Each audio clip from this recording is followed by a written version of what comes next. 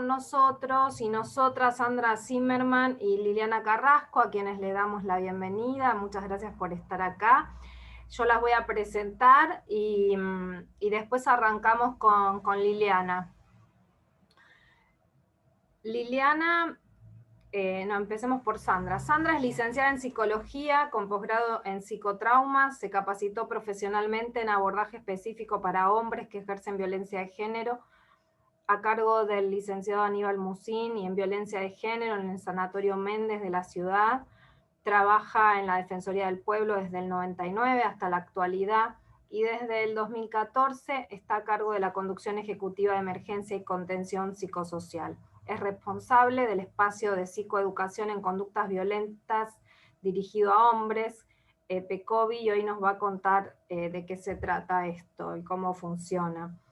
Y ahora sí, Liliana Carrasco, ella es licenciada en Trabajo Social, especialista en violencia familiar, terapeuta MDR, jefa del Servicio de Abordaje Integral en Violencias de Género de la Obra Social del Gobierno de la Ciudad, coordinadora del Programa Integral para Varones que ejercen violencia de género en la Dirección de Políticas de Género del municipio de San Martín.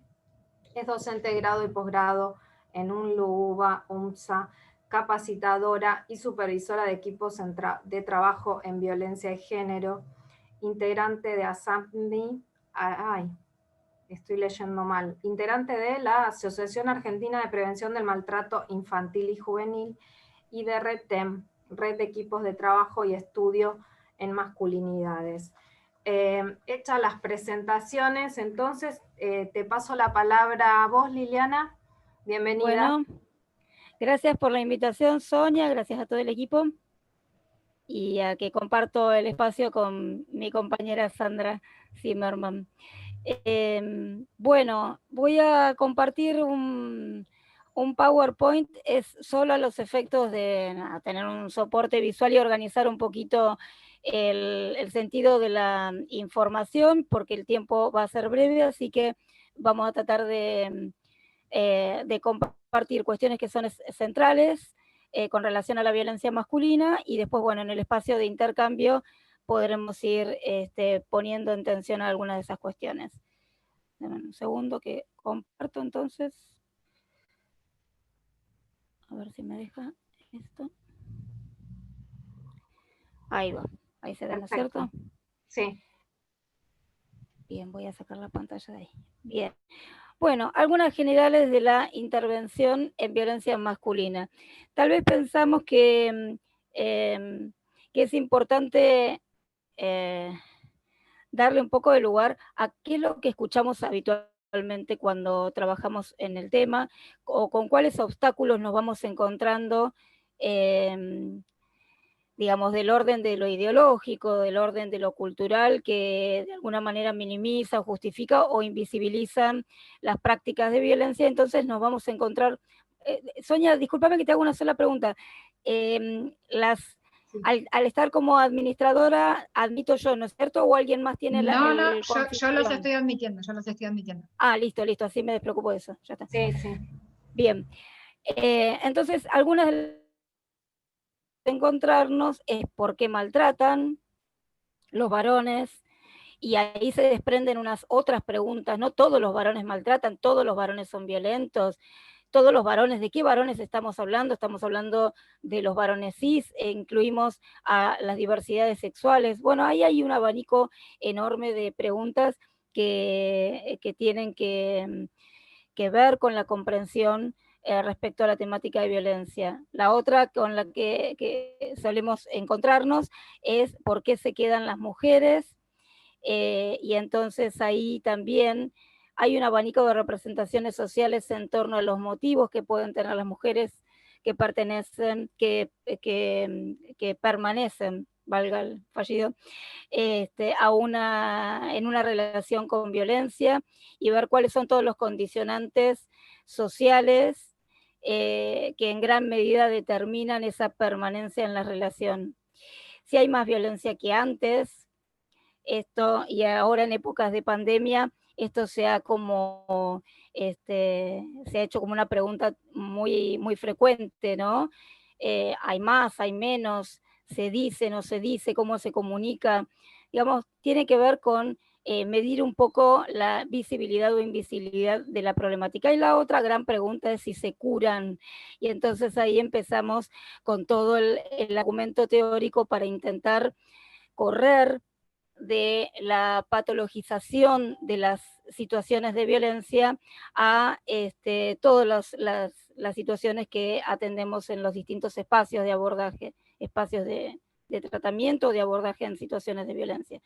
Entonces, a partir de estas preguntas iniciales, podemos acomodar un poco el escenario de la intervención en sentido de con qué cosas no se negocia cuando se trabaja en violencia. La primera cuestión es no patologizar, con lo cual vamos a necesitar ampliar el concepto de violencia en sentido de incluir todos los componentes socioculturales que determinan de las violencias, en particular las violencias por discriminación de género dirigidas hacia las mujeres y hacia las identidades feminizadas.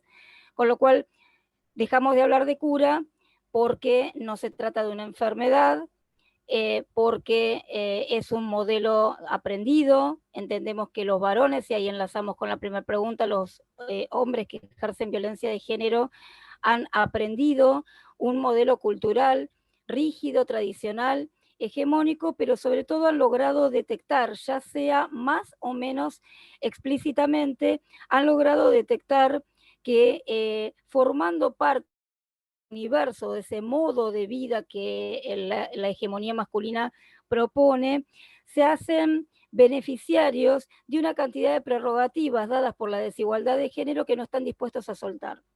Entonces ahí hay una gran posición respecto a cómo combatir la violencia masculina. Y con relación a la frecuencia o a la intensidad que pueden tener estas situaciones, también podemos poner sobre relieve que las violencias siempre existieron con relación al cuerpo y a la vida de las mujeres.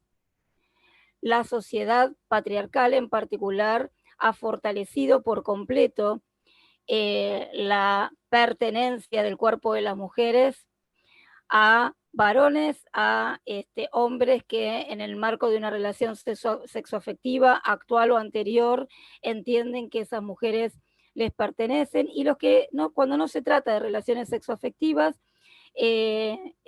digamos, esta noción de que el cuerpo de las mujeres está disponible para ser usado cuando se considere.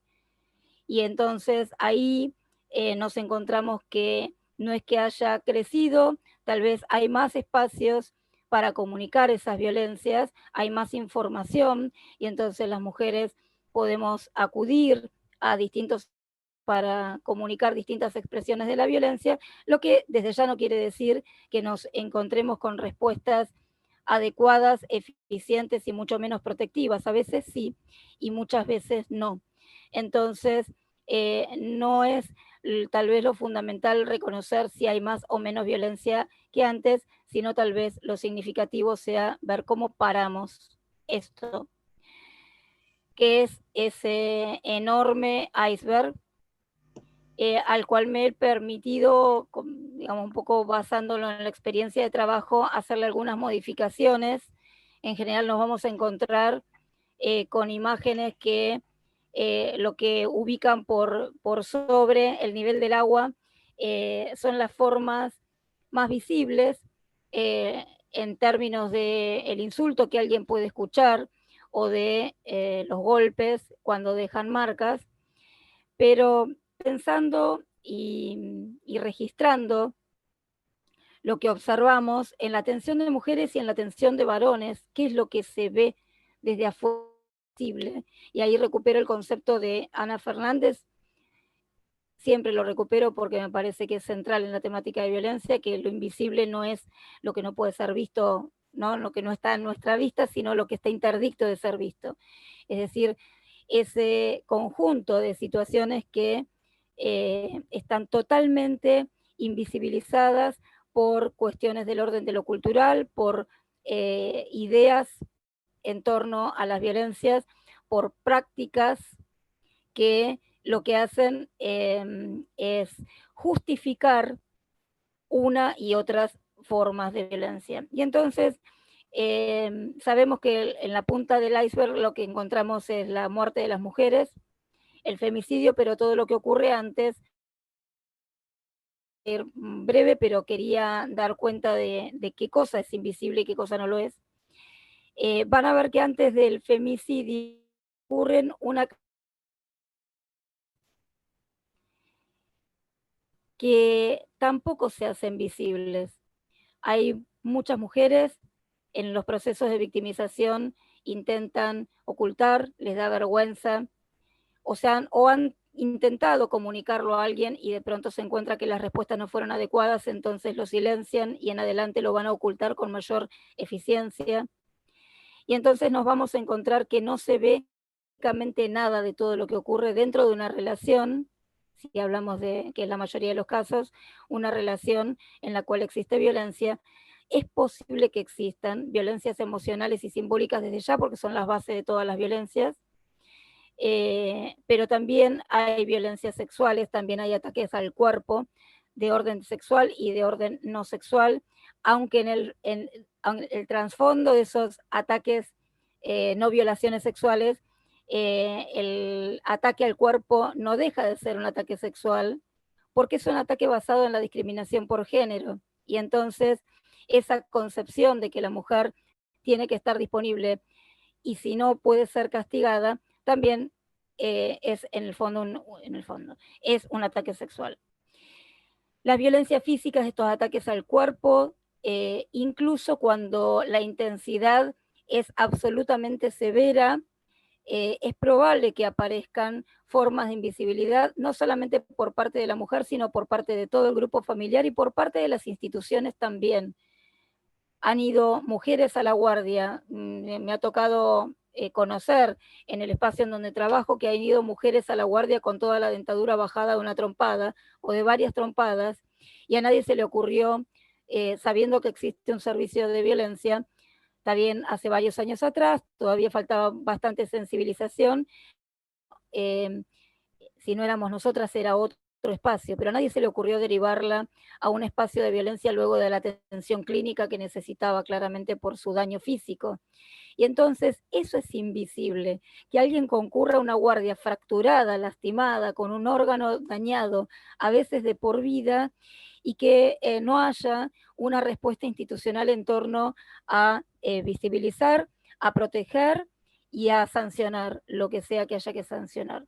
Entonces, realmente por sobre el nivel del agua solamente encontramos en algunos casos, no podría afirmar que en todos, los daños severísimos y crónicos. Eso es lo que se ve, lo que ya no hay forma de ocultar. El resto de las violencias físicas sí se ocultan. Las cuestiones de terrorismo emocional, cuando ya una persona llega a una situación de lo que denominamos la indefensión aprendida, es decir, prefiere estar muerta antes que prefiere estar muerta, es toma la actitud de, bueno, que me mate de una vez. Corrijo, eso no es preferir estar muerta, ¿no? Sino cuando se agotaron sus posibles respuestas, su capacidad de respuesta, y entonces, de alguna manera, queda a merced incluso de la muerte con tal de que termine el hostigamiento o el terrorismo emocional que tiene que ver con prácticas de violencia psicológica severísimas. Y bueno, y la muerte en la punta del iceberg. Este es el contexto con el que trabajamos con hombres que ejercen violencia. Trabajamos con la población que comete estos actos, que están profundamente invisibilizados y que para dar cuenta de ellos es necesario desarrollar estrategias de intervención que tengan como prioridad la develación de estas situaciones. Por eso muestro esta figura, porque el objetivo de la intervención en violencia masculina, primero, tiene que ver con que estos hombres logren reconocer o construir algún nivel de responsabilidad sobre lo que les sucede que genera tanto daño en las parejas o en sus grupos familiares o incluso con otras personas. hay algunos factores de riesgo en términos de, digamos, cuáles son, qué predispone a la violencia en la vida adulta, en las relaciones sexoafectivas. El estilo de apego materno, y ahí ya podríamos, digamos, la teoría del apego nos aporta muchísimo en términos del trabajo en violencia. Tal vez hoy sería necesario generar un marco que tenga perspectiva de género, que no es solamente la madre, ¿sí?, sino quien cumple la función materna, y también las otras personas que están ahí presentes para esa crianza y para ese apego inicial con un ser humano más allá de su género. O sea que a la teoría del apego le podríamos dar esa vuelta, pero bueno, el apego, el estilo de apego tiene relación, guarda relación con algunas formas de violencia en la vida adulta. La experiencia de maltrato en la infancia, el haber sido maltratados no es un determinante, pero sí es un factor de riesgo. Si a lo largo de la vida de estos hombres, hasta que llegan a la vida adulta, no se han producido otras rupturas y no ha tenido oportunidades de modelar, por ejemplo, su conducta, si hablamos de modelaje en términos de aprendizaje, de modelar su conducta en términos, por ejemplo, de aprender o de internalizar estrategias de regulación emocional y del enojo que no generen daño a un otro. El otro factor de riesgo tiene que ver con el ser avergonzado por el padre. Acá hay, lo estoy sintetizando, hay un marco teórico que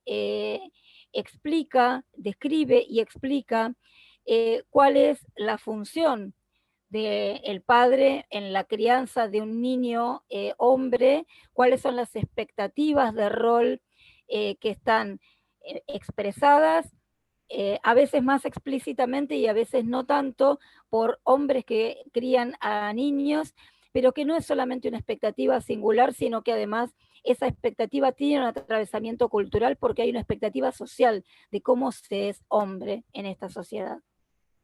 Y entonces todo ese caudal de angustia por parte de un papá que tiene que criar a un niño varón y que tiene que esperar a la adolescencia para registrar si ellos a veces hablan de si hicieron las cosas bien, ¿no? Si criaron a un niño varón que sea heterosexual y bien macho.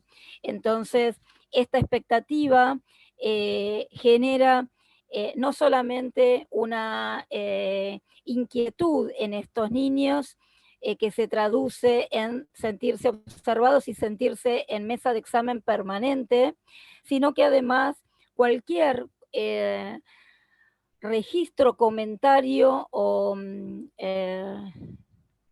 expectativas puestas en palabras que estos papás hacen hacia sus hijos pueden avergonzarlos en el sentido de la construcción de su sexualidad y de su masculinidad. ¿Por qué? Porque hay un atravesamiento cultural de qué es lo que se espera de un niño varón, que llega a la adolescencia, se defina de manera heterosexual y a partir de ahí se comporte como un macho. Esto que estoy diciendo que parece de... bueno, esas eran creencias de nuestras abuelas, hoy en día ya hay deconstrucciones activas. La verdad que lo que vemos es que el patriarcado con todas sus expresiones sigue tan vigente como hace varios años atrás y en algunos casos más reforzado, con lo cual estas cuestiones son muy importantes de ser trabajadas. Y como factor de riesgo he agregado acá la cuestión del permiso social, porque entiendo que cada vez que suceden las violencias y de pronto las mujeres, ya sea más o menos organizadas, salen a protestar por las experiencias que están teniendo y a reclamar por mayor autonomía de sus cuerpos y por sanciones de leyes que hacen a la autonomía de sus cuerpos, y de pronto hay quienes se preocupan por una pared pintada. Entonces estamos hablando de que hay un permiso social para que las mujeres no tengan tantas opciones en esta construcción de la autonomía y en la salvaguarda de su vida. Esta la voy a pasar, vamos a ir al diagnóstico. En los últimos años, ustedes saben que el tema de violencia en términos históricos es bastante nuevo. Tenemos leyes de violencia hace muchos años, pero los muchos años siguen siendo nuevos en términos de la historia. En nuestro país, recién después del 94, empezaron a estar las leyes de protección a víctimas de violencia y se empieza a quitar esta idea, todavía no totalmente, del crimen pasional, para llamarlo asesinato por parte de su pareja, y en los últimos años la figura de femicidio y de feminicidio. La forma de nombrar esto que sucedía, que se observaba, tenía que ver primero entonces con los hombres violentos, y a partir de ahí, de hecho hay un material que no te lo pasé, Sonia, creo que te lo puedo pasar luego, que es de Donald Dutton y Susan Goland, que se llama El Golpeador. Digamos, una de las bibliografías se llama así, porque todavía en ese tiempo, en los 90, ese libro, se asociaba fuertemente la idea de violencia al golpe, que es una de las manifestaciones. Después se empezaron a nominar hombres violentos, después aparecieron estas cuestiones de no etiquetar, no rotular a las personas por sus conductas, y se empezó a mencionar como hombres con comportamientos violentos en el ámbito doméstico, y hasta llegar a la nominación actual hablamos de hombres que ejercen violencia de género, y creo que va a ser todavía un nombre que va a estar sujeto a distintas propuestas y transformaciones, porque el abordaje de la temática está en proceso de transformación, y entonces ustedes saben que la capacidad performativa del lenguaje es bastante determinante en la nominación de un problema y en la construcción social del problema. Hablamos entonces, dentro de esta categoría de hombres que ejercen violencia de género, hablamos de 3 perfiles, son los que mencionan justamente Dutton y Goland en la bibliografía.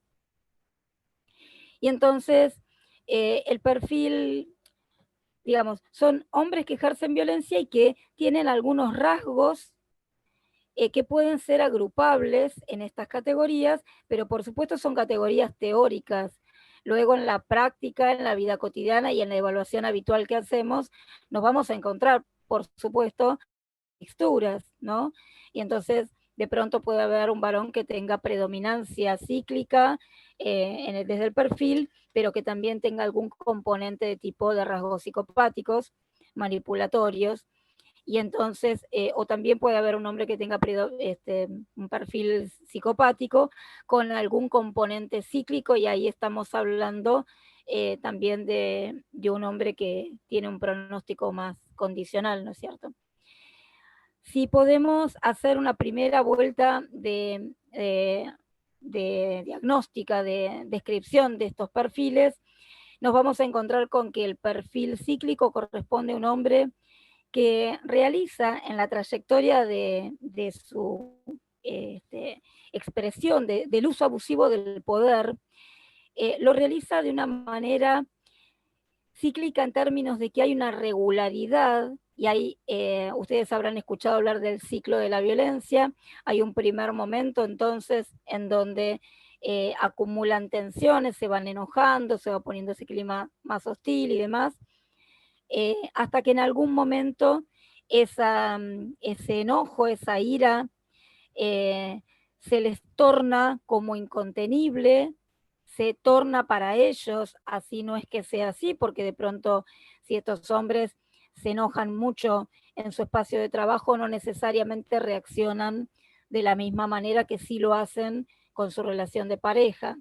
Entonces, no es que se torne incontenible, es que en esas circunstancias se permiten ese desborde, entre comillas. Y entonces aparece la explosión violenta, ese ataque abusivo hacia las mujeres, y luego del cual, después vamos a dar una segunda vueltita ahí integrando el perfil con el ciclo de la violencia, luego del cual piden disculpas o intentan una reconciliación, Y entonces, una vez que eso sucede 2 veces, ese ciclo, podemos hablar de que existe una situación de violencia bajo igualdad de género y que el perfil del varón tiene esta regularidad, ¿no? Se enoja, explota, reconcilia. Digamos que la clave para definir un perfil cíclico está en ese pedido de disculpas. Y cuando evaluamos qué hace el varón después de la explosión, no va a alcanzar con que preguntemos. En el caso de que trabajemos con ellas también chequeamos eso, no alcanza con que preguntemos, pide disculpas, porque puede ser que digan que sí. El tema es si eso es realmente así o está justamente interdicto de ser visto o está incluso negado o ocultado. A veces cuando a las mujeres les preguntamos y te contestan que sí, que le piden disculpas, les pedimos que describan una escena o que describan la última escena en la que eso sucedió. Y entonces suele ser muy frecuente que cuando se quedan en silencio porque no encuentran en su cabeza, no hay registro de cuál fue la última escena en la que pidieron perdón, porque en realidad no hubo un pedido de perdón. Con esto no estoy queriendo decir que el pedido de perdón es buenísimo, ¿eh? Estoy diciendo que es un factor que me habla del nivel de registro que ese varón tiene con respecto al acto de explosión cometida. Y el pedido de disculpas tiene que ver con algún nivel de reparación y por lo tanto también con algún nivel de responsabilidad reconocida. A veces lo que hacen es no decir nada y al otro día buscar un acercamiento, un diálogo como si la explosión no hubiera ocurrido. Y entonces por eso es tan importante que describan cómo es ese pedido de perdón y qué es lo que hacen después y qué pasa después, cuántas veces les sale y no les sale, ¿no? Esto de haber pedido perdón y prometer que no lo van a hacer más y resulta que lo vuelven a hacer una y otra vez.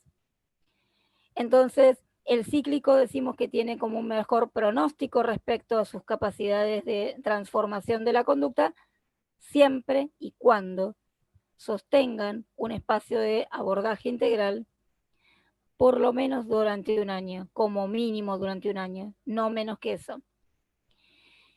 En el caso del perfil psicopático, se trata de un perfil con rasgos psicopáticos y de lo que hablamos ahí es de un nivel de manipulación muy alta, por eso les daba el ejemplo recién, ¿no? No piden disculpas ni por casualidad.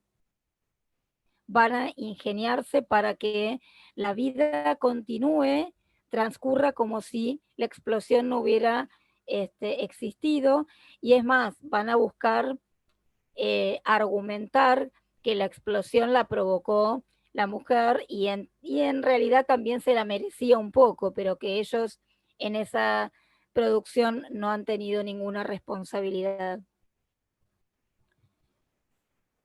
En el caso, por supuesto que el perfil psicopático, sobre todo cuando es muy predominante, cuanto más puro es ese perfil, el pronóstico es peor.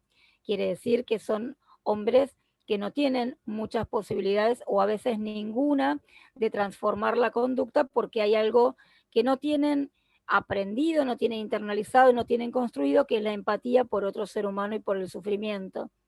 Entonces, como no hay contacto con el dolor y el sufrimiento ajeno, sencillamente se distancian de lo que está ocurriendo a la familia incluso, y ellos se mantienen como en un lugar intocable y permanentemente abusivo. En el caso del perfil hipercontrolado nos vamos a encontrar primero que concurren con menor frecuencia a los espacios, pero este perfil tiene mucho de manipulatorio.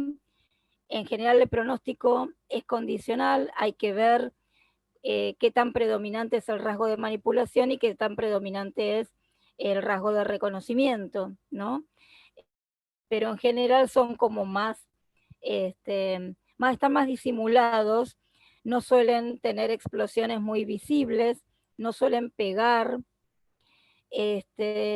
o al menos pegan menos que un cíclico, y lo que hacen, lo que logra y en la relación de pareja y en esa interacción con la mujer, sobre todo cuando es más crónica, cuando es más antigua la relación, es de un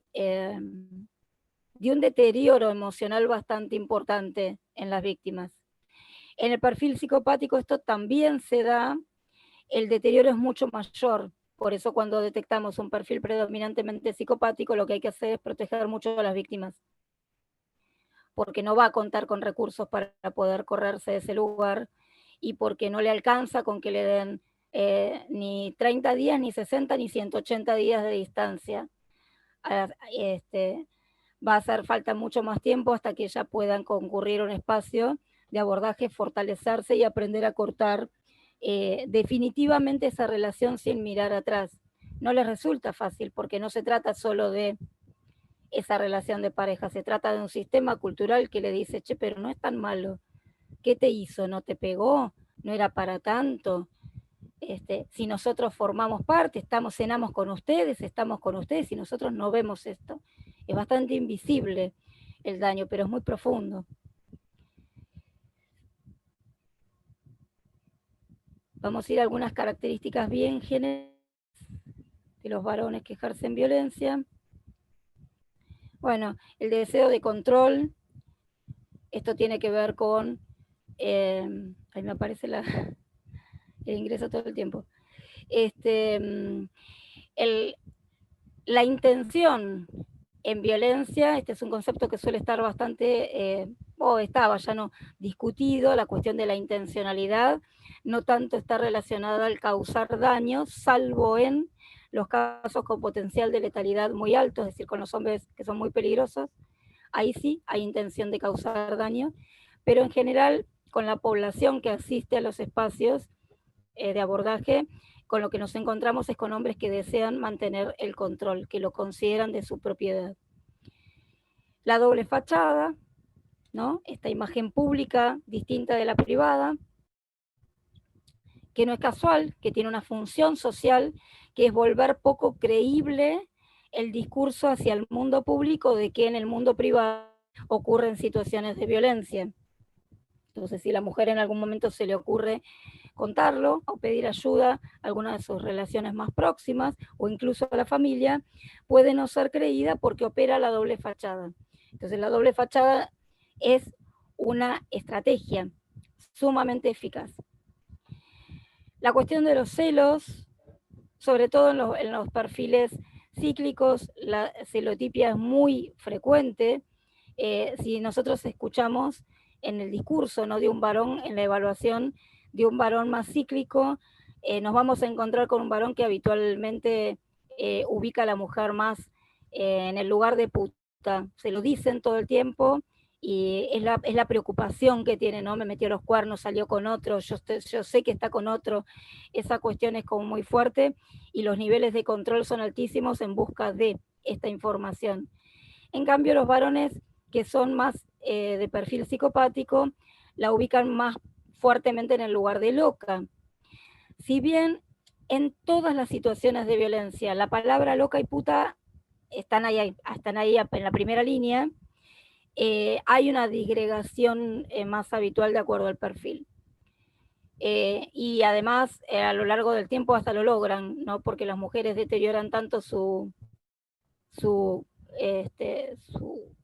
condición, su singularidad, se deterioran tanto que el entorno a veces también las ve como locas, y a veces lo grave es que a veces los equipos de trabajo también dicen, bueno, pero no está bien, la viste vos cómo está, viste en qué estado vino, y ahí tenemos un problema, ¿no? Porque son mujeres que cuando logran separarse un tiempo de ellos, recuperan una cantidad de cuestiones, incluso del aspecto físico y de la actitud, ¿no?, interaccional, que cambia mucho. Bueno, características generales: la baja autoestima, la restricción emocional,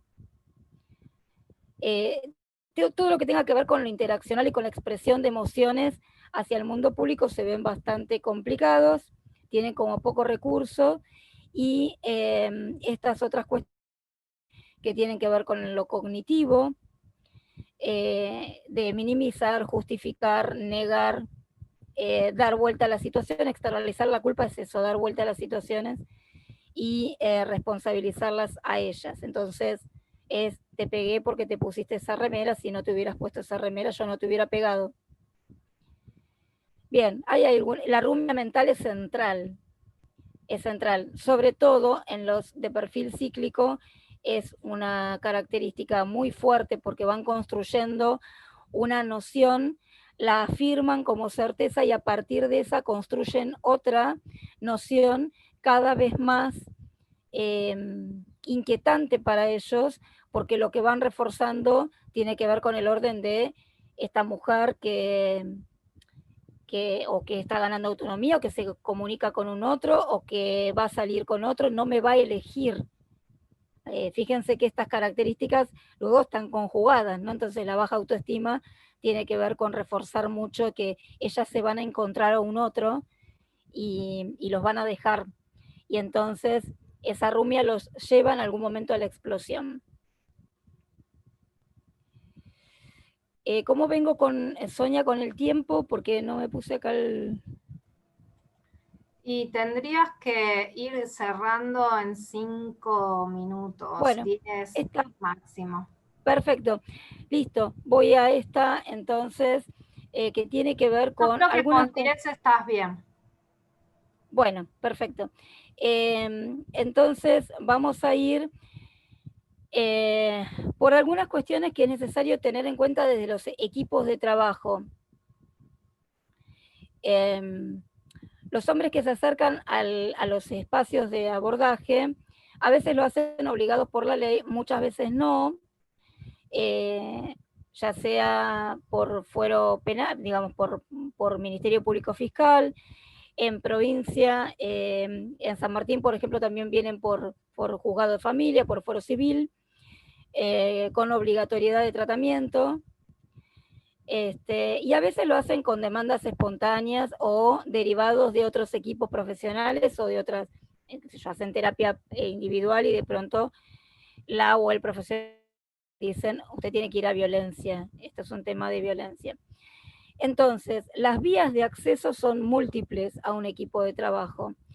Y el equipo, ante esta población que es tan diversa y que viene como en distintos momentos de su malestar habitual, tenemos que tener en claro algunos límites que nos permiten encuadrar el trabajo. ¿Por qué pasa esto? Porque si el equipo profesional pierde autoridad ante un hombre que está entrenado en el uso abusivo del poder, ninguna intervención va a ser adecuada. Y hablo de autoridad porque no tiene que ver con que se encuentre con un equipo que para poder ayudarlo a regular la conducta y a revisarla y a generar sus propias herramientas de autorregulación, un equipo que ponga por encima el poder. No se trata de mostrarle que hay alguien que tiene más poder que él. Se trata de que comprenda que vive en una sociedad en donde hay pautas, donde hay normas, donde las tienen derechos y donde sus derechos están restringidos en tanto ataquen los derechos de otra persona. Y eso no se logra de cualquier manera, no se facilita a partir de un trabajo con un encuadre muy marcado de laburo. Entonces, digo, ¿en qué se visualizan estas cuestiones? Este encuadre, bueno, el encuadre tiene varios componentes, pero hay algunas de las pequeñas pequeños comentarios que podemos contarles desde la experiencia cotidiana es no al manejo de la agenda. Fíjense que cuando se trabaja con muchas veces no hay tantas opciones de cuándo tienen un turno para concurrir al espacio, o cuándo puede ir al juzgado, o cuándo le viene bien o tiene tiempo. Las mujeres les dan un turno y tienen que ir y punto, porque esto es lo que vemos que sucede. En cambio, el varón, en cuanto dice, yo trabajo, las mujeres también trabajan, pero yo trabajo y no puedo poner en riesgo el trabajo, entonces yo tengo que no están los sábados a la mañana, te preguntan. Entonces, una primer cuestión es que ese primer turno para la próxima entrevista, para esa primera entrevista, lo dispone el equipo y es inamovible. y después vemos cómo se va organizando. Tienen que hacer el esfuerzo de organizar su agenda cotidiana y de organizar sus tareas cotidianas en torno a asumir la responsabilidad que es cometer abuso de poder y violentar a otras personas. Entonces es como muy elemental pretender que por lo menos acomoden su agenda y que vean cómo resuelven sus horarios habituales. Las otras, después vemos, digo, después, por supuesto que hay varones que sí pueden correr el riesgo de que los echen del trabajo si justo el horario no le coincide. Después lo vamos viendo en la entrevista y vemos cómo se encuadra esa situación. Pero ese primer contacto es, el turno es este. No puede venir, que se lo explique al juez que no puede venir, no es al equipo de asistencia, ¿no? Hay un encuadre ahí como bastante fuerte. La descalificación de los equipos, a veces nos encontramos con, pero que acá no hay un abogado, ¿quién es el jefe de servicio? ¿No? Y entonces, tener muy trabajado dentro del equipo que cuando aparezcan descalificaciones o intentos de descalificación del equipo porque seleccionan un profesional y no al otro, porque hablan con los varones de un equipo pero no con las mujeres, o la que tal, la mayoría de los equipos son de mujeres. Entonces, ahí hay cuestiones que trabajar adentro de los equipos y lo primero que tienen que comprender es que esto no es posible realizarlo en el lugar y que no podemos dar una explicación.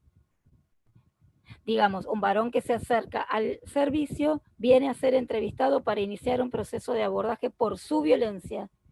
Entonces el equipo no se pone a explicarle quiénes son todos los profesionales y a ver con quién le viene bien atenderse. Porque esto lo hacen, ¿sí?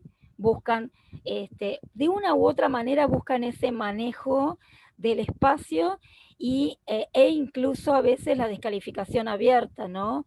Pero vos me vas a atender, vos que dijiste que eras trabajadora social, ¿no hay alguien que sepa más?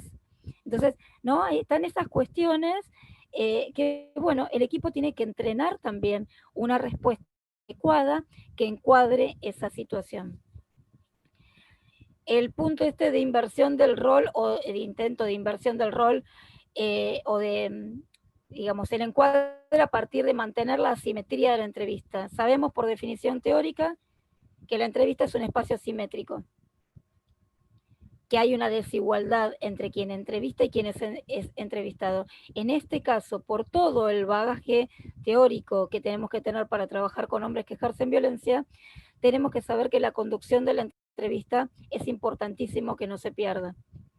Y voy a sintetizar ya acá, a lo mejor lo va a hacer instalando temas, contestando otra cosa, haciendo un comentario seductor en el medio de esa evaluación diagnóstica, o incluso generando algún tipo de tensión o intento de agresión o incluso de amenaza.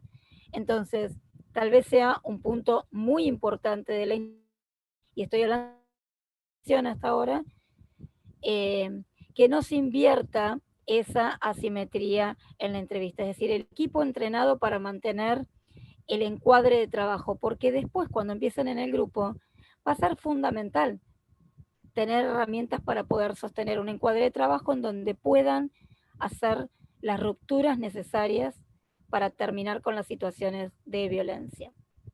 Yo cerraría acá, Sonia, y en todo caso después vamos viendo. ¿Te parece? Sí, perfecto, perfecto. Sí, estamos bien con el tiempo.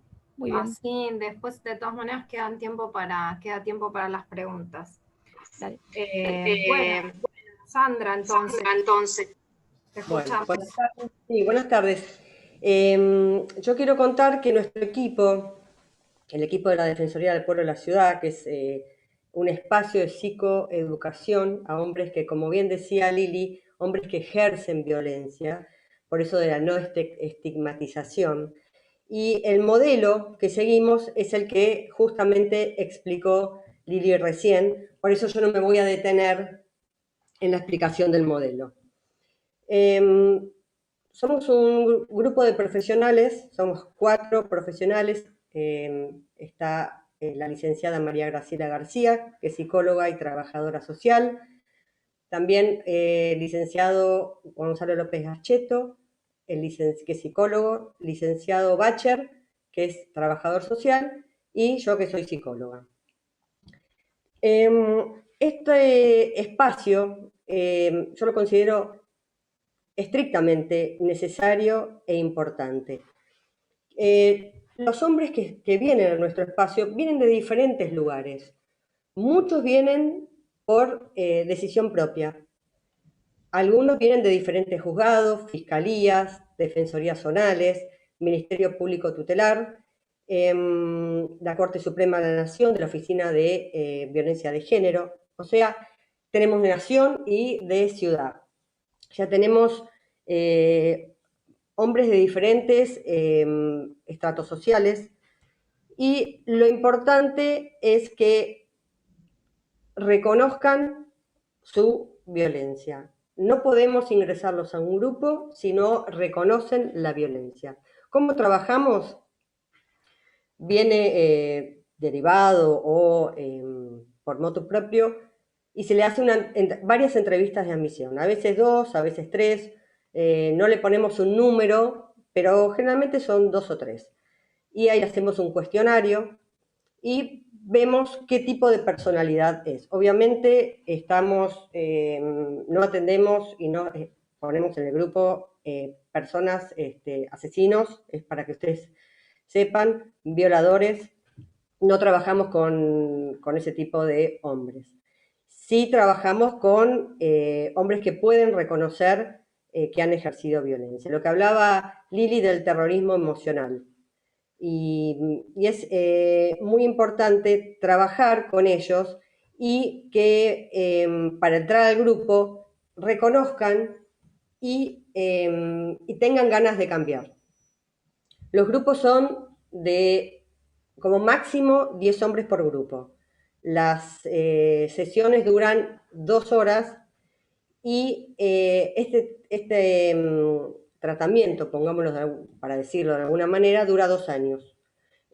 Nunca menos de un año, como decía Lili, pero nosotros trabajamos con 2 años. Siempre tratamos de tener entrevistas con las mujeres, las exparejas o algunas veces las parejas, para escuchar la otra parte. Si bien desde los juzgados, las fiscalías, nos mandan todo el material, todas las denuncias, nosotros necesitamos escuchar a la otra parte. Y creo el objetivo, tenemos varios objetivos, pero uno de los objetivos es la reducción de los comportamientos violentos, que son muy difíciles porque hay que desaprender. Y desaprender es mucho más difícil que aprender, porque cuando uno aprende algo, en general, es como de la nada, uno tiene algo fértil y aprende. Entonces nosotros a los hombres le decimos, nosotros vamos a ayudarte a que vos desaprendas de esa forma y puedas aprender en otro escenario, donde puedas enraizar otra forma de dirigirte. Los resultados que tenemos son muy buenos. Por supuesto, ¿hay recaídas? Sí, hay recaídas. Han tenido recaídas algunos hombres que trabajan, que están en el grupo con nosotros, y nosotros trabajamos desde una perspectiva de género y derechos humanos. Esto se lo decimos desde el principio. Por eso el objetivo es el cuidado de la mujer y de los niños. Tenemos algunos hombres que han tenido, que quizás no ejercieron violencia física con la mujer, sí, psicológica, económica, etcétera, pero sí han ejercido violencia física con sus hijos, con sus niñas. Entonces, ahí también tenemos casos de hombres que le han sacado los chicos, hay niños que están en hogares, porque la violencia ha sido bastante importante y ellos están peleando por la revinculación. Nosotros obviamente no nos metemos en ese aspecto, pero sí en la Defensoría hay un área de género y niños, niñas y adolescentes. Y trabajamos en conjunto con María Elena Nadeo, con María Berenstein, que se ocupan del tema niños. Entonces, tenemos por suerte en la Defensoría diferentes áreas que podemos trabajar estas situaciones y nos pueden averiguar cuál fue realmente el problema o la problemática, porque nosotros obviamente no podemos pedir una revinculación cuando ha habido violencia hacia los niños. Y a veces los hombres se equivocan y piensan que nosotros estamos para que le devuelvan los chicos. Así me dicen, bueno, yo quiero que ustedes me devuelvan los chicos. Entonces, esta explicación hacia ellos, explicarles que nosotros vamos a trabajar sus conductas, porque por algo están ahí. Entonces necesitamos que se hagan responsables. Por algo ellos están en ese espacio, por algo tienen una denuncia, por algo no pueden ver a sus chicos. Entonces, cuando ellos pueden reconocer esto, ahí es el momento donde podemos centrarles y trabajar. Y tenemos realmente muy buenos resultados. Estamos trabajando, justo empezamos en febrero empezamos con el primer hombre. Cuando se empezó a juntar la mayor cantidad de hombres, ya empezó la pandemia. Entonces nos pusimos a pensar, ¿cómo hacemos esto? Porque esto es presencial. En realidad, nunca habíamos pensado hacer encuentros por Zoom. Cuando la pandemia y la cuarentena empezó a alargarse y nosotros teníamos cada vez más pedidos de socorro, dijimos, bueno, vamos a trabajar por Zoom. Entonces comenzamos a hacer las entrevistas virtuales. Algunos querían hacerlas por teléfono, nosotros necesitamos ver. Entonces, nos fuimos inventando por Skype, videollamada, por Zoom, por lo que ellos tengan. Hay gente de algunos de bajos recursos que no tenían cómo comunicarse. Bueno, lo logramos, nos comunicamos y pudimos conformar el grupo que ahora tenemos de 9 hombres. Y ya estamos entrevistando más hombres para hacer un segundo grupo. Los grupos están dirigidos por 2 profesionales.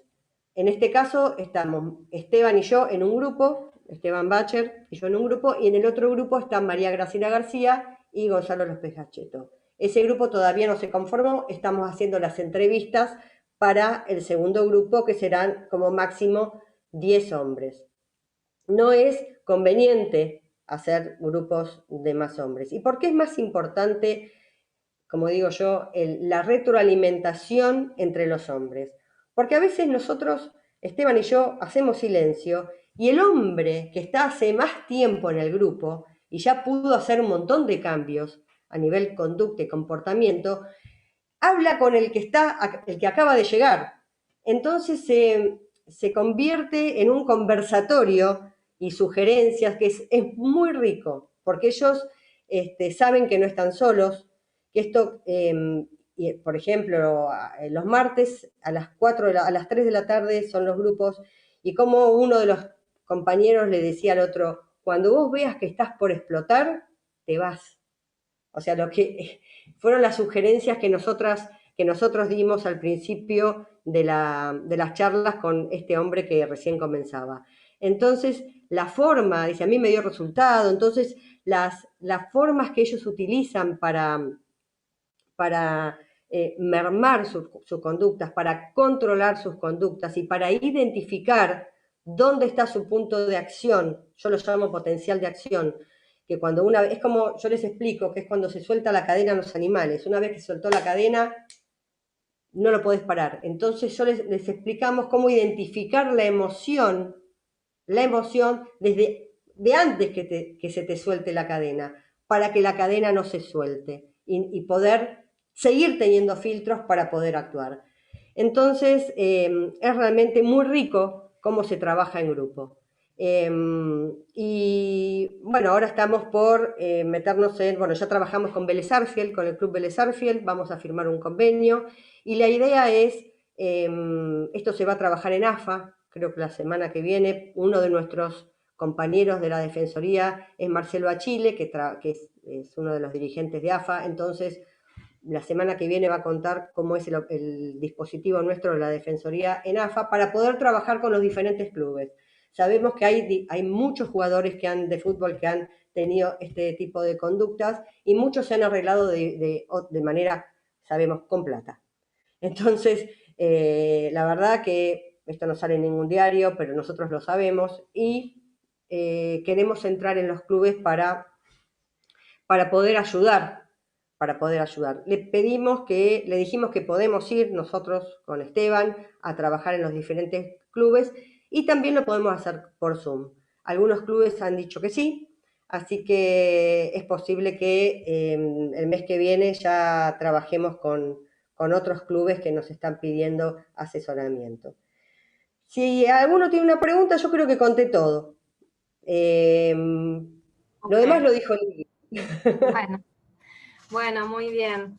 Gracias a las dos, así que tenemos bastante tiempo para las preguntas. Ya les voy leyendo algunas. ¿El hombre nace o se hace violento? ¿Existe una patología? Creo que algo ya se explicó, pero evidentemente necesitamos que lo vuelvan a explicar. Lili. No, claro. Hay nacimientos de hombres violentos, sino que marco cultural, cuando hablamos del patriarcado, que genera... Se corta, Lili. No te estamos escuchando, Lili.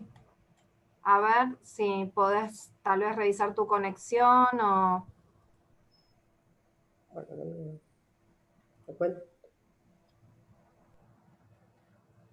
Tal vez si apagamos las cámaras, ¿te acordás que una vez pasó y cuando apagamos todos el video? Bueno, apaguemos.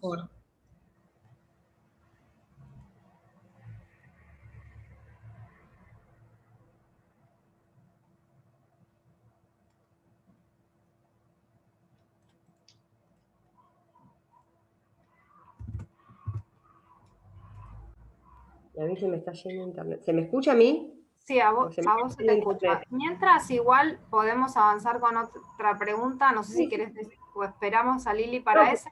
Si no hay una que es para vos, me parece directamente, que es cómo se llega a EPECO, al espacio, digamos.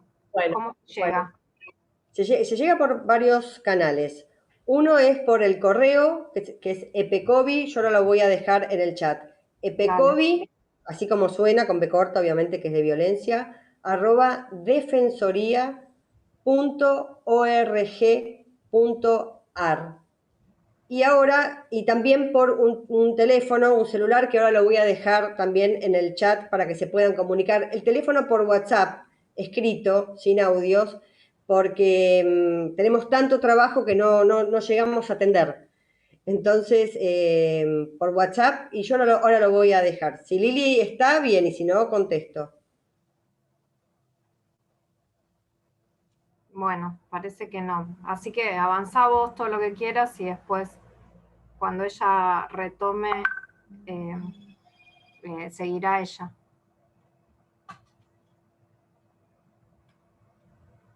Ahí no te escuchamos. No, es que se me va, estaba muteada por eso. Claro, el hombre tiene que ver obviamente, con lo sociocultural, tiene que ver con el contexto. No podemos decir que el hombre nace violento. Lili lo va a explicar mejor porque le encanta explicar y es muy buena explicando, pero no nace violento, tiene que ver con el contexto. Ahí está, Liliana. Ahí está. No. ¿Estás, Lili? Estás muteada, Liliana. ¿Ahora sí? Ay, sí, Lili. Ahora sí. ¿Puedo explicar yo? Complicado, ahora estoy con el celular. Bueno, esperen que lo dejo quieto porque si no va a ser... Ahí está. No sé si avanzaste un poco... No, hablé del contexto, de lo sociocultural, que no nace violento, el hombre se va haciendo violento. Bueno, y ahora seguimos. No, bueno, aparte en alguna de las diapositivas habíamos visto esto, ¿no? Que hay algunos componentes que hacen a esa construcción de la violencia, que tiene que ver con la experiencia de maltrato en la infancia, con la adhesión de la familia o de quien haya criado a estos varones, digamos, con los estereotipos de género, mayor rigidez en cuanto a los modelos tradicionales o hegemónicos. La cuestión del apego que había mencionado, porque tiene que ver con la habilidad para regular emociones que se aprende desde la primera infancia. El apego materno. Claro, exacto. Perdón, Liliana, acá otra pregunta tenía que ver con qué estilo, con ese tema, qué estilos de apego se pueden diferenciar, cuál estaría más vinculado al ejercicio de la violencia en la vida adulta.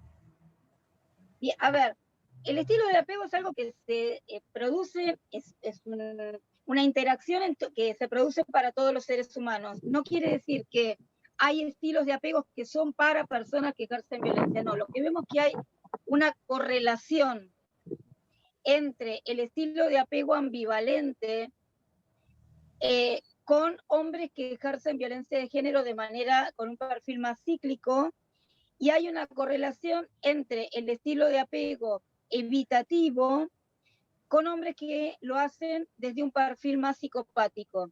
Pero, claro, que no quiere decir que las personas con ese estilo de apego se determine que ejercen violencia en la vida adulta, sino que hay una correlación. Como que desde los estilos de apego, ustedes saben que son 3: el seguro, el ambivalente y el elusivo, que son formas organizadas de apego. ¿Sí? En el seguro, los niños y niñas, ante una necesidad, reciben una respuesta más adecuada en tiempo y en forma, de pronto. No quiere decir inmediata siempre, sino, porque eso sería otro problema, pero digamos adecuada y en tiempo y en forma. En el apego ambivalente, a veces hay una respuesta más adecuada y a veces hay una respuesta menos adecuada, pero lo regular, lo que implica el apego organizado, es que hay una respuesta y que esos niñas y niños pueden predecir que en algún momento va a aparecer esa respuesta a la necesidad que presentan.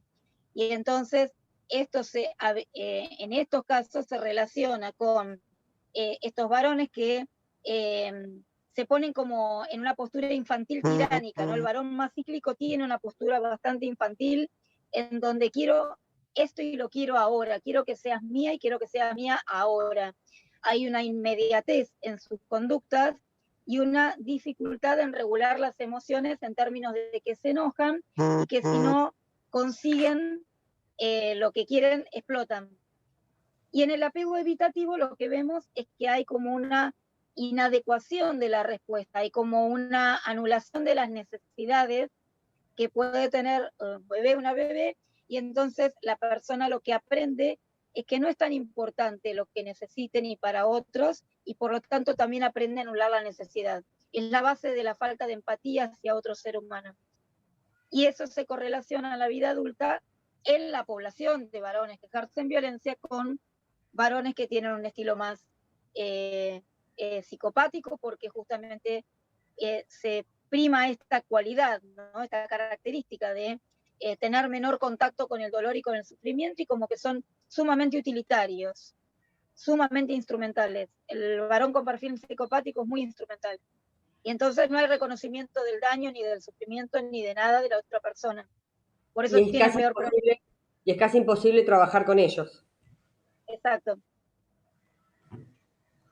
Bueno, bien.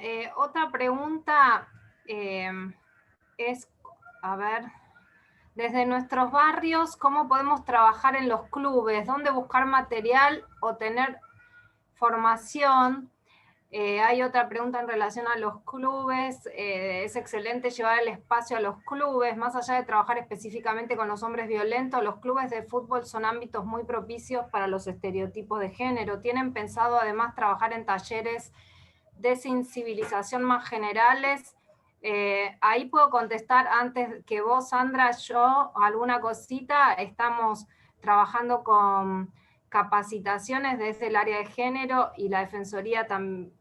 A través de distintas áreas se han firmado algunos convenios para desarrollar protocolos para la prevención de las distintas formas de violencia de género en estos espacios. Así que estamos haciendo estamos teniendo distintas intervenciones con los clubes.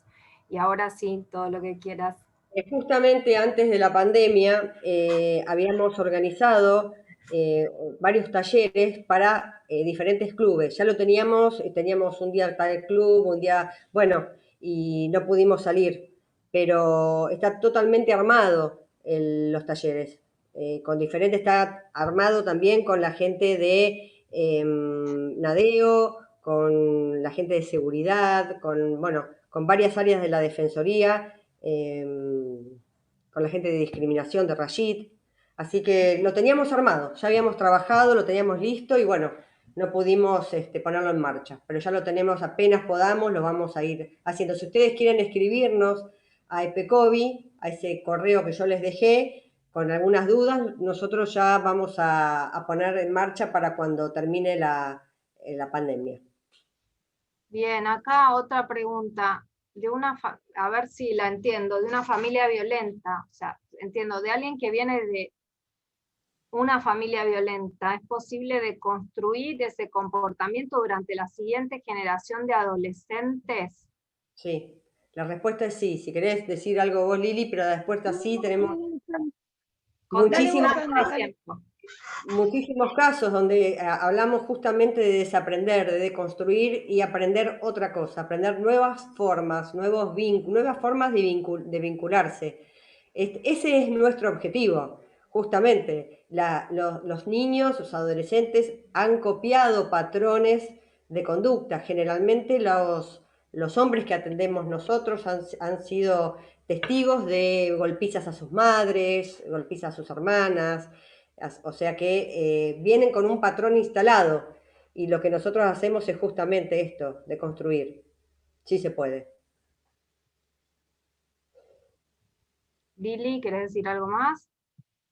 No, de acuerdo con lo que planteaba, sí, las dos movíamos la cabeza como, sí, que una persona no es un determinante, no es un determinante nacer en una familia en la que hay violencia.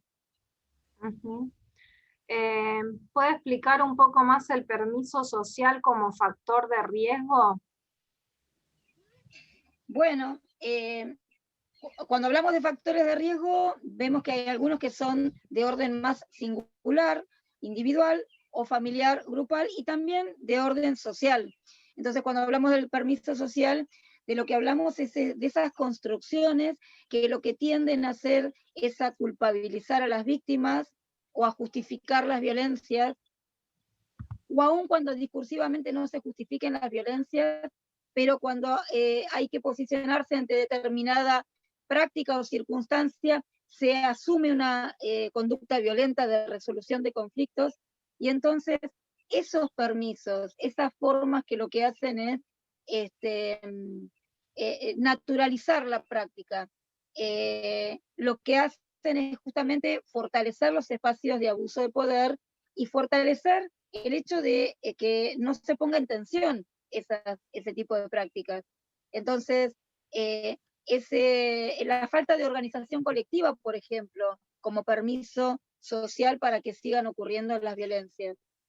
Cuando se atacan a las organizaciones colectivas, que lo que buscan es visibilizar las violencias y son como movimientos en contra. Hay producciones sociales, digo, el backlash, ¿no? Implica la generación de un permiso social para que las violencias sigan ocurriendo. Hay distintas manifestaciones o expresiones de estos permisos de distinto nivel, pero que todas inciden en la sociedad en conjunto y en las experiencias particulares de violencia en particular, justamente. Hay algunas preguntas en relación a la intervención de la justicia en estos casos. Por ejemplo, una dice, ¿cómo es posible que la justicia se vaya con... que la justicia permita que los chicos vayan con el padre violento, ¿no? El tema entiendo que es el tema de las revinculaciones o las revinculaciones forzadas. No sé qué pueden decir al respecto. Y ahí ese es uno de los permisos sociales. Y creo que falta mucha capacitación, pero no es solamente la capacitación, es la formación y es la deconstrucción de quienes toman decisiones en violencia, que tenemos una ley Micaela que tiende a esto, pero hace falta mucho trabajo en torno a cómo se comprenden las situaciones de violencia, a quién se protege y de qué se protege. En este momento yo estoy atendiendo a una mujer que dejó de ver a sus 4 hijos, que tienen entre 5 años y 1 año, desde el mes de abril, porque se fue de la casa en el medio de un intento de femicidio. Salió de la casa sin sus 4 hijos porque casi la mata. Fue a la policía, hizo la denuncia, y cuando le dijo a la policía, yo necesito volver a buscar a mis hijos, la respuesta fue, pero usted tiene que entender que la patria potestad también le pertenece al padre y los hijos están con el padre, no los podemos ir a buscar. Macanudo, se le dijeron esto en la comisaría, tal vez hayan tenido ninguna formación y dieron esa respuesta. Cuando llegó al juzgado la respuesta fue la misma, y estamos en noviembre y todavía no ve a sus 4 hijos. Y no hay una prohibición de contacto de la justicia que le impida a ella acercarse a sus hijos. Es el Señor que está diciendo, son míos y vos no los vas a ver, pero no hay una justicia que les diga, Señor, usted no puede opinar eso. Y si lo opina, no lo puede concretar. Entonces, estas cuestiones son muy fuertes, muy vigentes, muy discriminatorias, muy violentas, y para eso hace falta formación en la temática. Hace falta ley Micaela ampliada en todos los espacios, no solamente el judicial, por supuesto. Otro de los objetivos que tenemos en la Defensoría es ir a capacitar a la policía. Sí, sí, muy necesario. Sí, sí. ¿Han actuado en casos de noviazgo donde el hombre ejerce violencia y de qué manera actuaron? Entiendo, ¿no? Sí, hemos actuado en casos de noviazgo, hemos hablado también con la novia, tuvimos varios casos, cuento el más relevante.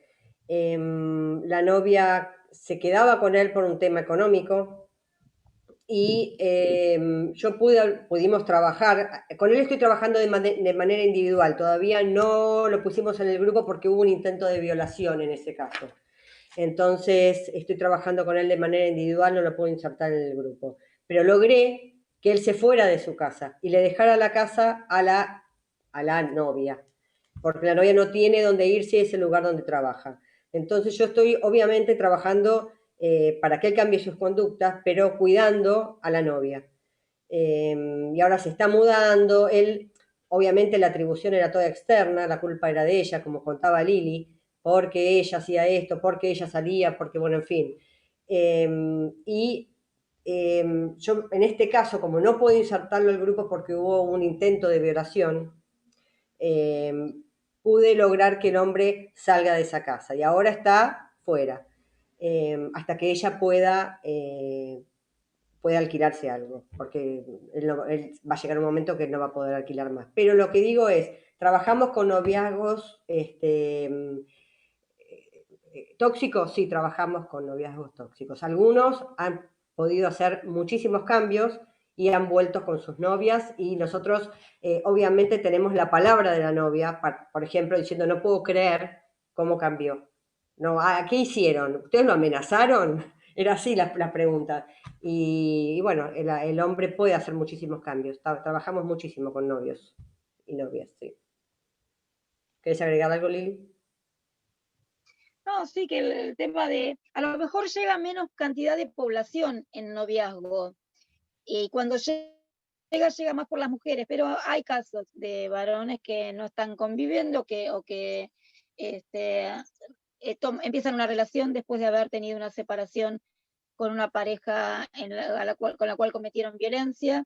Y bueno, ahí incluso varones que han estado por ahí en grupos y que cuando empiezan una nueva relación, donde tienen un mínimo indicador, vuelven a pedir ayuda al espacio porque no quieren llegar a la situación de violencia anterior. Sí hay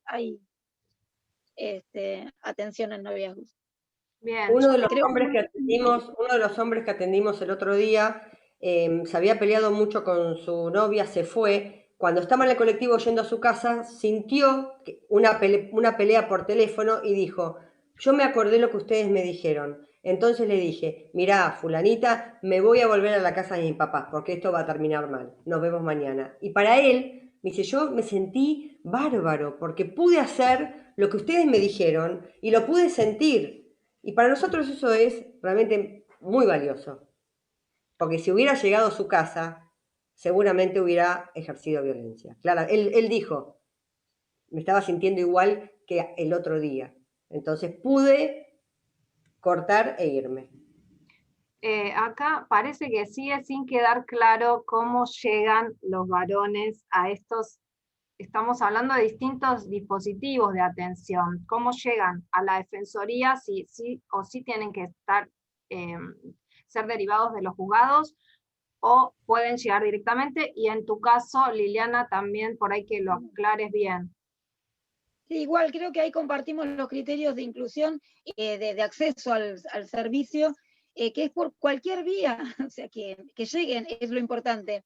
Entonces, algunos vienen derivados por otros profesionales, por otros equipos, por la justicia en cualquiera de sus instancias, o profesionales que atienden en forma particular, y también hay demanda espontánea, y en demanda espontánea entran unas cuantas situaciones, por ejemplo, que el boca a boca, ¿no? En OSBA, por ejemplo, es muy común el boca a boca, compañeros de trabajo que les dicen, mira, yo fui al servicio cuando me pasó esto y me ayudaron, a mí me parece que vos tenés un tema de violencia, ¿por qué no vas?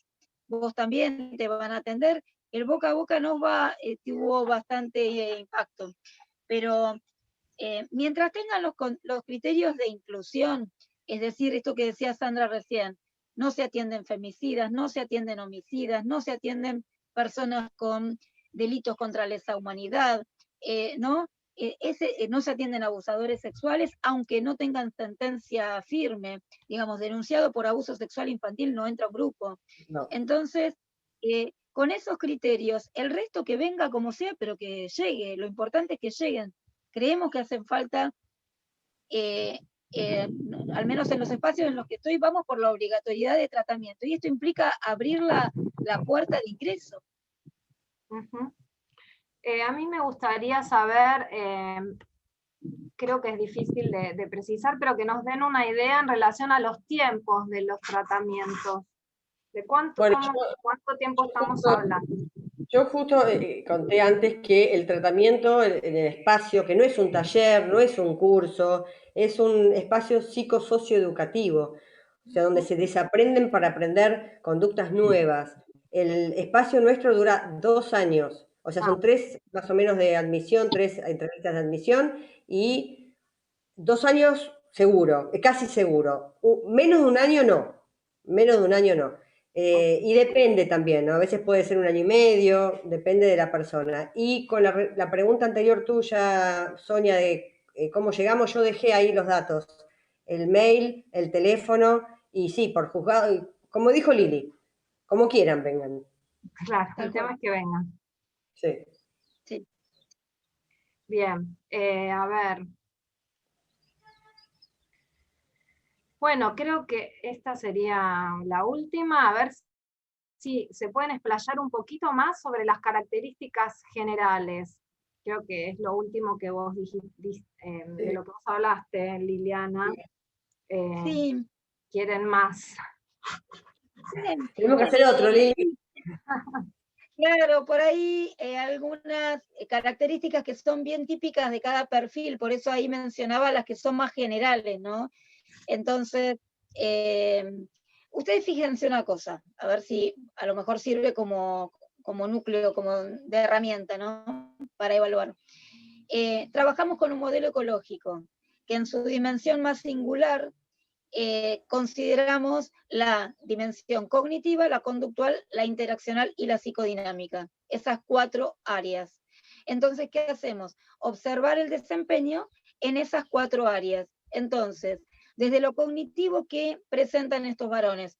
Y la rumia mental, piensan demasiado, pero piensan de una manera estereotipada, piensan de una manera muy pegada al modelo masculino tradicional hegemónico, a este que pone al hombre en el lugar del proveedor, del macho, y del que jamás por ninguna circunstancia se parecería a una mujer.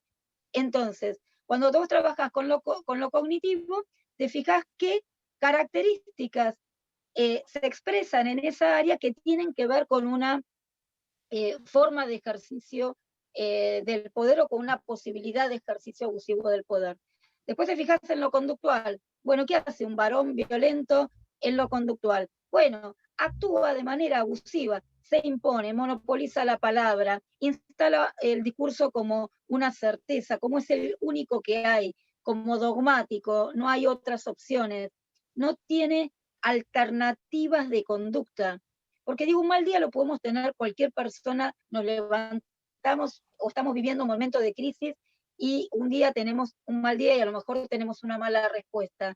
Pero cuando tus conductas son habitualmente así, eso es violencia. Cuando se hace la forma habitual de resolver conflictos desde lo conductual es sometiendo a la otra persona, condicionándola, agarrándola para que no salga, obligándola a tener relaciones sexuales si no quiere, y eso es la conducta. Desde lo interaccional, ¿cómo evaluás? Bueno, eso, cómo se contacta con las otras personas, y ahí vamos a ver la doble fachada, vas a ver que en el mundo público es un divino, y todo el mundo dice que es solidario, simpático, zaraza, y cuando le preguntas a la familia te dicen es un ogro, contesta todo mal, no se despreocupa por cuestiones humanas dentro de su grupo, no tiene humanidad ante determinadas cuestiones de la familia. Entonces, las características, fíjense si las pueden leer a la luz de esas dimensiones, va a ser mucho más fácil. Y en cada una de esas dimensiones, ¿cómo hace para someter a otra persona? El silencio es una forma de someter. Claro. La última, entonces, ¿se pueden utilizar los mismos dispositivos para denuncias de violencia laboral? Dice, trabajo en una destilería y nos parece interesante poder pensar una forma de lograr llevar este armado de dispositivos para mejorar el ambiente laboral a través de la conducta. Que, bueno, creo que... Yo creo que digamos que cuando vos construís un marco teórico en torno a la violencia, va a haber herramientas de ese marco teórico que te van a servir para desplegar en un dispositivo de violencia laboral. Pero la dirección de la violencia laboral y los fundamentos de la violencia laboral no son los mismos que ocurren en una relación sexoafectiva. Entonces, como tiene su especificidad, hace falta darle lugar a esa especificidad, y por ejemplo se me ocurre que también se podrían estar mezclando los planos de la prevención. Cuando vos trabajás en violencia contra la mujer en una relación de pareja, estás trabajando en el plano de la prevención secundaria con daño instalado. Y cuando vos trabajás en lo laboral, a lo mejor estás trabajando en prevención primaria y estás trabajando en, promoción de vínculos más saludables, y entonces estás en otro plano de la prevención, con lo cual las herramientas van a ser diferentes. No son ni incompatibles ni excluyentes, son específicas. Al menos pienso eso de primera mano. Sam, por ahí tenés otra opinión, pero se me ocurre eso. Generalmente en las organizaciones hay grupos de profesionales que se ocupan de violencia laboral, por lo menos en la Defensoría del Pueblo. Tenemos un equipo de abogados, psicólogos y trabajadores sociales que están en el tema de violencia laboral, que yo no estoy, yo estoy en otro lugar. Pero bueno, sí, tenemos un equipo. Sí, es re importante que lo que está sucediendo en los últimos años, por lo menos es la tendencia, y lo que está pasando es que se están generando protocolos en los distintos organismos de intervención en casos de violencia laboral y de género. Y en general cada organismo desarrolla sus dispositivos específicos, como decían acá las ponentes. Esto que decía Sandra es importante porque la Organización Internacional del Trabajo dice que para ocuparse de la violencia laboral deben las instituciones contar con un equipo que se dedique específicamente a eso, y no ser el mismo equipo que trabaja con violencia de género. Exacto. Okay. Porque, por ejemplo, también tenemos un equipo en la Defensoría que trabaja con mujeres víctimas de violencia, que son dos profesionales. Es decir, yo, si bien me formé en violencia de género con Liliana, que acá está, con Liliana Carrasco, lo hice también con la licenciada Telechea, que ella junto con otra psicóloga se ocupan de violencia, de víctimas de violencia de género. Tienen dos grupos también, y yo no estoy en ese grupo, yo estoy con el de hombres. Es decir, estamos divididos. Y es más, ellas trabajan con mujeres de los hombres que nosotros atendemos. Entonces, está muy bueno ese trabajo que hacemos. Bien. Bueno, hay muchas felicitaciones para las ponentes, así que muchas gracias por su participación y su claridad. Y nos despedimos, llegamos al final. Muchas gracias, Sandra y Liliana. Gracias a todos y a todos. Un abrazo. Gracias. Salud.